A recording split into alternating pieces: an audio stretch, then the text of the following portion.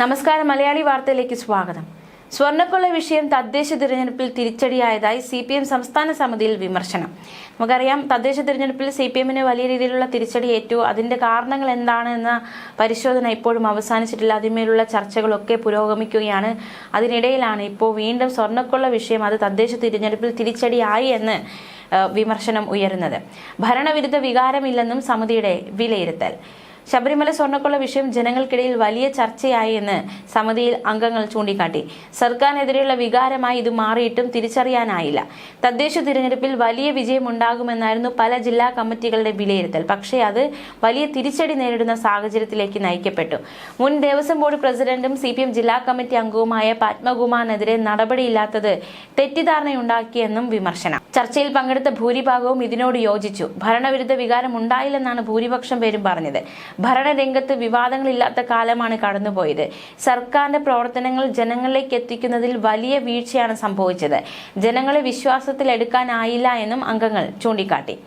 അതേസമയം ശബരിമല വിവാദങ്ങളും സ്വർണ്ണക്കൊള്ളയിൽ ഉചിതമായ നടപടിയെടുക്കാത്തതും തദ്ദേശ തിരഞ്ഞെടുപ്പിൽ തിരിച്ചടിയായതായി CPM സംസ്ഥാന സമിതിയിൽ വിമർശനം.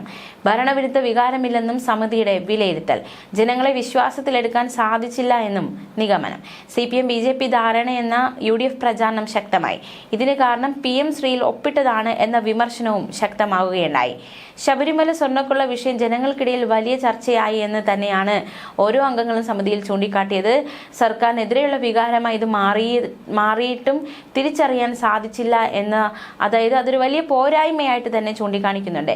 പത്മകുമാറിനെതിരെ നടപടിയെടുക്കാത്തതും വലിയ തെറ്റിദ്ധാരണയാണ് ഉണ്ടാക്കിയത്. ചർച്ചയിൽ പങ്കെടുത്ത ഭൂരിഭാഗം അംഗങ്ങളും ഈ നിരീക്ഷണത്തെ ശരിവയ്ക്കുകയും ചെയ്തു. തദ്ദേശ തിരഞ്ഞെടുപ്പിൽ വലിയ വിജയം ഉണ്ടാകുമെന്നായിരുന്നു പല ജില്ലാ കമ്മിറ്റികളുടെ വിലയിരുത്തൽ. എന്നാൽ കനത്ത തിരിച്ചടിയാണ് നേരിടേണ്ടി വന്നത്. ഭരണരംഗത്ത് വിവാദങ്ങളില്ലാത്ത കാലമാണ് പോയത്. സർക്കാരിന്റെ പ്രവർത്തനങ്ങൾ ജനങ്ങളിലേക്ക് എത്തിക്കുന്നതിൽ വലിയ വീഴ്ചയുണ്ടായി. ജനങ്ങളെ വിശ്വാസത്തിലെടുക്കാനായില്ല എന്നും അംഗങ്ങൾ ചൂണ്ടിക്കാട്ടി. തിരിച്ചടിയുടെ പശ്ചാത്തലത്തിൽ രാഷ്ട്രീയ പ്രചാരണ ജാഥ വേണമെന്നാണ് സമിതിയിലെ നിർദ്ദേശം. ഇനി നമുക്ക് ശബരിമല സ്വർണ്ണക്കൊള്ള കേസുമായി ബന്ധപ്പെട്ട വാർത്തകളിലേക്ക് പോകാം. ശബരിമല സ്വർണ്ണക്കൊള്ളയിൽ പ്രവാസി വ്യവസായിയുടെ മൊഴിയിൽ കൂടുതൽ വ്യക്തത. ക്ഷേത്രങ്ങളിലെ വിലപിടിപ്പുള്ള വസ്തുക്കൾ കൈവശമുണ്ടെന്ന് D മണി പറഞ്ഞു. തമിഴ്നാട് മുഖ്യമന്ത്രിയായിരുന്ന ജയലളിതയുമായി ബന്ധപ്പെട്ട ചില കേന്ദ്രങ്ങളാണ് D മണിയെ പരിചയപ്പെടുത്തുന്നത്. തനിക്കും ആന്റിക് ബിസിനസ്സിൽ താല്പര്യമുണ്ടായിരുന്നതിനാൽ D മണിയിൽ നിന്നും ഈ അമൂല്യ വസ്തുക്കൾ കാണാനായി ഡിണ്ടിഗലിലുള്ള വീട്ടിലേക്ക് പോയി. അവിടെ വെച്ചൊരു ചാക്കിൽ കെട്ടിയ നിലയിലാണ് ഈ വസ്തുക്കൾ ഉണ്ടായിരുന്നതെന്നും ശബരിമല ഉൾപ്പെടെയുള്ള വിവിധ ക്ഷേത്രങ്ങളിലെ വിലപിടിപ്പുള്ള വസ്തുക്കളാണിതെന്നും ഇതൊക്കെ ഒരു പോറ്റി കൈമാറിയതാണെന്നുമെന്നാണ് പറഞ്ഞത്. എന്നാൽ ഈ വസ്തുക്കൾ തുറന്നു കാണാൻ കഴിഞ്ഞില്ലെന്നും പ്രവാസി വ്യവസായി പറഞ്ഞു. വിലപേശലിലുള്ള തർക്കം മൂലം പിന്നീട് ആ ബിസിനസ് നടക്കാതെ പോയതാണെന്നുമാണ് പ്രവാസി വ്യവസായി നൽകിയിരിക്കുന്ന മൊഴി. നാളെ D മണി അന്വേഷണ സംഘത്തിന് മുന്നിൽ ചോദ്യം ചെയ്യലിനായി ഹാജരാകും. ആദ്യം താൻ D മണി അല്ലെന്നും MS മണിയാണെന്നുമാണ് ഇയാൾ പറഞ്ഞത്. എന്നാൽ ഇയാൾ D മണി തന്നെയാണെന്ന് അന്വേഷണ സംഘം സ്ഥിരീകരിക്കുകയും ചെയ്തു. അന്വേഷണ സംഘത്തോട് സഹകരിക്കാൻ തയ്യാറാകാതിരുന്ന ഇയാൾ നാളെ ചോദ്യം ചെയ്യലുമായി സഹകരിക്കാമെന്നും അന്വേഷണ സംഘത്തിന് മുന്നിൽ ഹാജരാകാമെന്നും അറിയിച്ചിരിക്കുകയാണ്. ശബരിമല സ്വർണ്ണക്കൊള്ളയിലെ പുരാവസ്തു കടത്ത് ആരോപണത്തിൽ തെളിവ് കിട്ടിയാൽ മറ്റൊരു കേസ് രജിസ്റ്റർ ചെയ്യാൻ പ്രത്യേക അന്വേഷണ സംഘം തയ്യാറെടുക്കുകയാണ്. സ്വർണ്ണക്കൊള്ളയിൽ പങ്കുണ്ടെന്ന് വിദേശ വ്യവസായി മൊഴി നൽകിയ ഡിണ്ടിഗൽ സ്വദേശി D മണിക്ക് ചോദ്യം ചെയ്യലിന് ഹാജരാകാൻ നോട്ടീസ് നൽകിയിരിക്കുകയാണ്. D മണിക്ക് പുറമെ ബാലമുരുകൻ, ശ്രീകൃഷ്ണൻ എന്നിവർക്കും ഹാജരാകാൻ നോട്ടീസ് നൽകി. ജയിലിൽ കഴിയുന്ന പങ്കജ് ഭണ്ഡാരിയെയും ഗോവർദ്ധനെയും കൂടുതൽ ചോദ്യം ചെയ്യാൻ കോടതിയിൽ SIT കസ്റ്റഡി അപേക്ഷ നൽകും.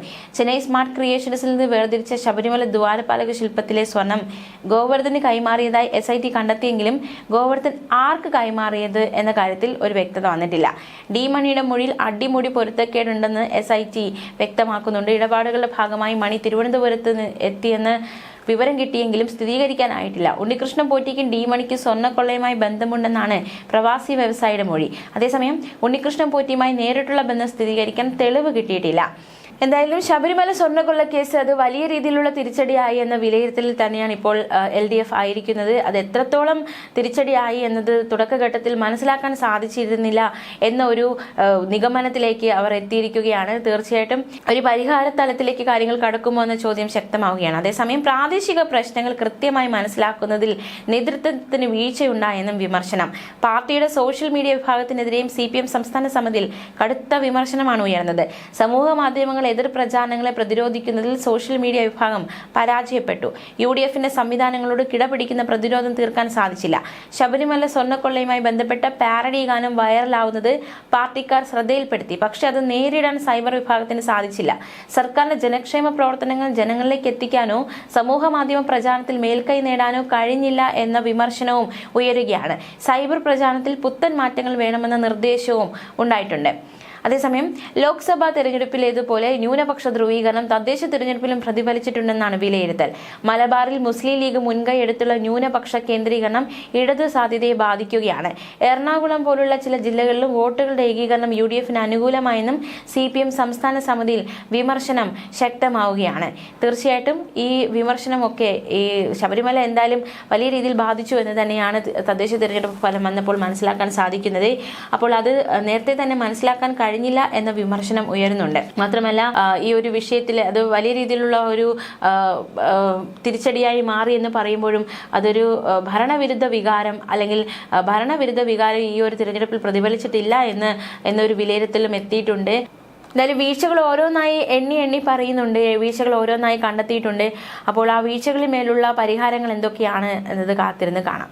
ന്യൂനപക്ഷ വോട്ടുകളൊക്കെ കൈവിട്ടു എന്നത് യാഥാർത്ഥ്യമാണെന്നും തിരിച്ചുപിടിക്കാൻ ഉചിതമായ നടപടി കൈക്കൊള്ളണമെന്നും അല്ലാത്ത പക്ഷം നിയമസഭാ തിരഞ്ഞെടുപ്പിലും ഇതേ പ്രശ്നം നേരിടേണ്ടി വരുമെന്നും അംഗങ്ങൾ പറഞ്ഞു. നമ്മൾ തദ്ദേശ തിരഞ്ഞെടുപ്പിൽ കണ്ടതാണ് LDF വലിയ രീതിയിലുള്ള ഒരു ഇടിവാണ് നേരിട്ടിരിക്കുന്നത്.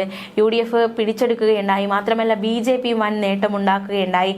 അപ്പോൾ തീർച്ചയായിട്ടും അത് നിയമസഭാ തിരഞ്ഞെടുപ്പ് വരുമ്പോഴും ഇതേ ഒരു ട്രെൻഡ് തന്നെ ആവർത്തിക്കാനുള്ള ഓളം തന്നെ ഉണ്ടാകാനുള്ള സാധ്യതയുണ്ട്. അത് മനസ്സിലാക്കി പ്രവർത്തിക്കുക എന്ന നിർദ്ദേശത്തിലേക്ക് ഇടത് അംഗങ്ങൾ എത്തിയിരിക്കുകയാണ്. ന്യൂസ് ഡെസ്ക് മലയാളി വാർത്ത.